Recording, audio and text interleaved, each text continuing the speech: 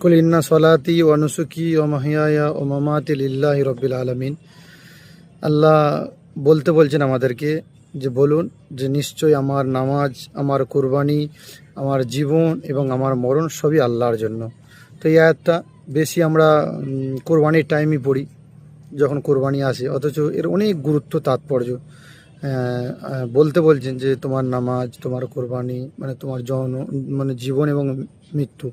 কোরআনে একটা আয়াত আল্লাহ বলছেন যে সূরা তওবা এসেছে, ইন্নাল্লাহ হাস্তারা মিনাল মুমিনিনা আনফুসাহুম বিআন্না লাহুমুল জান্নাহ। আল্লাহ বলছেন মমিন বান্দার থেকে আমি তাদের জান এবং মাল কিনে নিয়েছি জান্নাতের বিনিময়ে। এবং পরের আয়াত আল্লাহ বলছে তারা মরে আল্লাহর জন্য এবং মারে।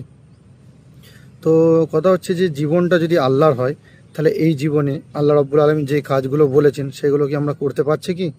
করিনি।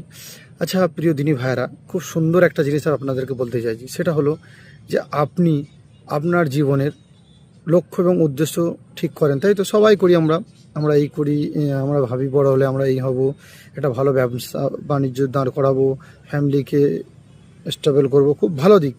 কিন্তু কোরআনে যে কথাটা বলা হয়েছে যে নিশ্চয়ই মানে আমরা আল্লাহর জন্য,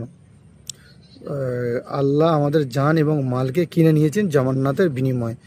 তো এবার এই জান মাল আল্লাহর রাস্তায় লাগাবো। তো আল্লাহর রাস্তায় লাগানো মানে শুধু এই নয় যে আপনি আল্লাহর রাস্তায় দিনের জন্য বেরিয়ে পড়বেন, সব সময় আল্লাহ আল্লাহ করবেন, দুনিয়াদারি করবেন না, কাজকর্ম করবেন না, এটা কিন্তু নয়। ইসলাম কিন্তু একটা হচ্ছে পরিপূর্ণ জীবন বিধান। ওই জন্য কোরআনে আল্লাহ বলছেন যে উদখুলু ফিস সিলমে কাফা, ইসলামের মধ্যে তোমরা পরিপূর্ণ দাখিল হয়ে যাও। লা তাত্তাবিউ খুতুওয়াতিশ শয়তান, শয়তানের পথ অনুসরণ করো না। তো কথা হচ্ছে যে ইসলাম পরিপূর্ণ জীবন বিধান। আপনি কাজকর্ম করবেন, সেটাও সওয়াব পাবেন। আপনি আপনার সন্তানদের প্রতিপালন করবেন, তাও আল্লাহ রাব্বুল আলামিনের কাছে সওয়াব পাবেন। আপনি কি বলে যে আরও এক্সট্রা কাজ করবেন যাতে করে তাদের শখ সাধ পূরণ করবেন, তার জন্য সওয়াব পাবে। তবে শর্ত হলো একটা, শর্ত হচ্ছে কি? শর্ত হচ্ছে যে আপনাকে ইমানের উপর চলতে হবে। আপনাকে নামাজে থাকতে হবে, আর ইসলাম মুসলিম বলা যায় যাদেরকে, সেই হিসেবে চলতে হবে। আর সেটা যদি না করেন তাহলে এই কোনো কাজে আসবে না। আর কুরবানির ব্যাপারে একটা বিখ্যাত আয়াত কোরআনে যেটা এসেছে, আল্লাহ বলছেন যে তোমরা যে কোরবানি জন্তু জবাই করছো, হ্যাঁ, আল্লাহর জন্য, সেই জন্তুর কিন্তু কিছুই আল্লাহর কাছে পৌঁছায় না। না আল্লাহর কাছে তার রক্ত, চামড়া, না গোস্ত। আল্লাহ কিছু কি বলে যে তোমরা এই গোস্ত, এক ভাগের গোস্ত আমাকে দিয়ে দাও, চামড়াটা আমাকে দিয়ে দাও? কিছু যায় না। আল্লাহ চাইছে, আল্লাহ দেখতে চাই তোমাদের অন্তরের অবস্থাটা কী।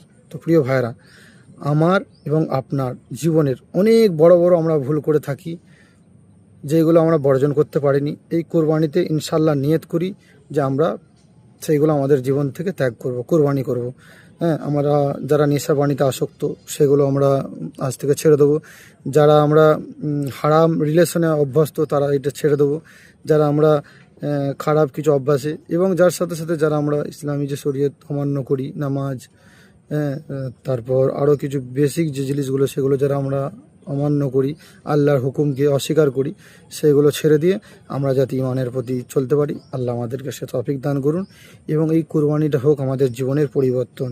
নাহলে কোরবানি আসবে এবং যাবে, কিন্তু আমরা সেই একই জায়গায় রয়ে যাব, পরিবর্তন আর হব না।